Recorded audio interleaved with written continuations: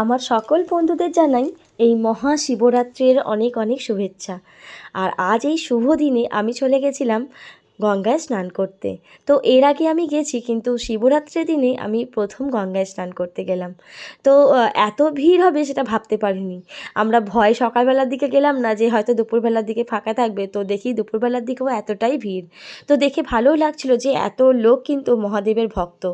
তো এই ভিড়ের মধ্যেই চলে গেলাম গঙ্গায় স্নান করতে। তো ভিড় ঠেলে গঙ্গায় তো নেমে পড়েছি, কিন্তু আমি একটু ভীতু, মানে আমি একটু জলকে ভয় পাই, তাই আমি জায়ের হাত ধরে ডুব দেওয়ার চেষ্টা করলাম। তো কে কে আমার মতো এরকম শুভ দিনে গঙ্গায় স্নান করতে গেলে প্লিজ কমেন্ট করে বলো। আর হ্যাঁ, ভিডিওটা কেমন লাগলো প্লিজ বলতে ভুলো না। তো চলো, মহাদেবের কৃপায় সবাই সুস্থ থাকো, ভালো থাকো, সাবধানে থাকো।